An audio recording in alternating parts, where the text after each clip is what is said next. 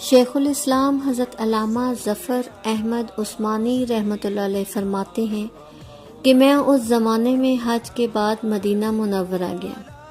ہم لوگوں نے کھانا کھانے کے بعد دسترخوان کو لے کر ایک ڈھیر پر جھاڑ دیا تاکہ روٹی کے بچے ٹکڑے اور ہڈیوں کو جانور کھا جائیں۔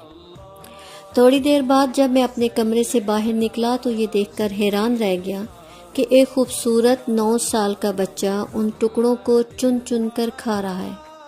مجھے سخت افسوس ہوا۔ بچے کو لے کر قیامگاہ میں آیا اور اسے پیٹ بھر کر کھانا کھلایا، کیونکہ میں ایسی ہستی کے شہر میں موجود تھا جو غریبوں کا والی اور غلاموں کا مولا تھا۔ میرے اس برتاؤ کو دیکھ کر بچہ بے حد متاثر ہوا۔ میں نے چلتے وقت اس سے کہا کہ بیٹا تمہارے والد کیا کرتے ہیں؟ بچے نے کہا کہ میں یتیم ہوں۔ میں نے کہا کہ بیٹا میں تمہیں اپنے ساتھ ہندوستان لے چلوں، وہاں میں تم کو اچھے اچھے کھانے کھلاؤں گا، عمدہ عمدہ کپڑے پہناؤں گا، اپنے مدرسے میں تعلیم بھی دوں گا، اور جب تم بہت بڑے عالم اور فاضل ہو جاؤ گے تو میں خود تم کو یہاں لے کر آؤں گا اور تمہیں تمہاری والدہ کے سپرد کر دوں گا۔ تم ایسا کرو کہ جاؤ اپنی والدہ سے اجازت لے کر آؤ۔ وہ لڑکا بہت خوش ہوا اور اچھلتا کودتا اپنی والدہ کے پاس گیا۔ اس کی والدہ بیچاری بیوہ دوسرے بچوں کے اخراجات سے پہلے ہی بہت پریشان تھی۔ اس نے جب یہ بات سنی تو اس نے اپنے بیٹے کو فوراً اجازت دے دی۔ اپنی ماں سے اجازت لینے کے بعد وہ بچہ فوراً مولانا صاحب کے پاس آیا اور مولانا صاحب کو بتایا کہ میں آپ کے ساتھ جاؤں گا، میری ماں نے مجھے اجازت دی ہے۔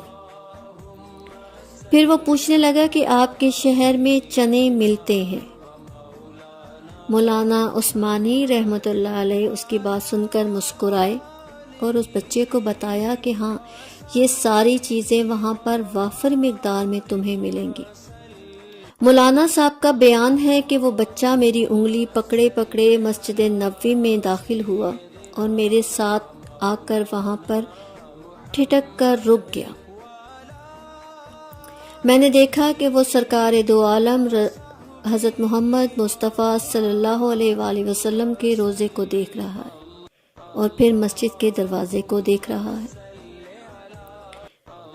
اس بچے نے مجھ سے کہا کہ حضور جب میں آپ کے ساتھ آپ کے علاقے میں جاؤں گا تو کیا وہاں پر یہ دروازہ اور یہ روضہ مجھے ملے گا؟ میں نے اس بچے کو جواب دیا کہ نہیں، یہ وہاں نہیں ملے گا۔ اگر یہ وہاں مل جاتا تو میں یہاں کیوں آتا؟ میری بات سن کر اس بچے کے چہرے کا رنگ بدل گیا۔ اس نے میری طرف غور سے دیکھا اور میرے ہاتھ کی انگلی کو چھوڑ دیا اور کہا کہ حضور آپ جائیں، مجھے آپ کے ساتھ نہیں جانا۔ اگر یہ دروازہ اور یہ روضہ مجھے وہاں نہیں ملے گا تو میں ہرگز آپ کے ساتھ نہیں جاؤں گا۔ میں بھوکا رہوں گا، پیاسا رہوں گا، مگر اس دروازے کو دیکھ کر اپنی بھوک اور اپنی پیاس بجھاتا رہوں گا جس طرح آج تک بجھاتا رہا ہوں۔ یہ کہہ کر وہ بچہ رونے لگا اور اس بچے کا حضور صلی اللہ علیہ وآلہ وسلم کی ذات کے ساتھ عشق کو دیکھ کر میں بھی رونے لگا۔ سبحان اللہ۔ جزاک اللہ خیر۔ السلام علیکم۔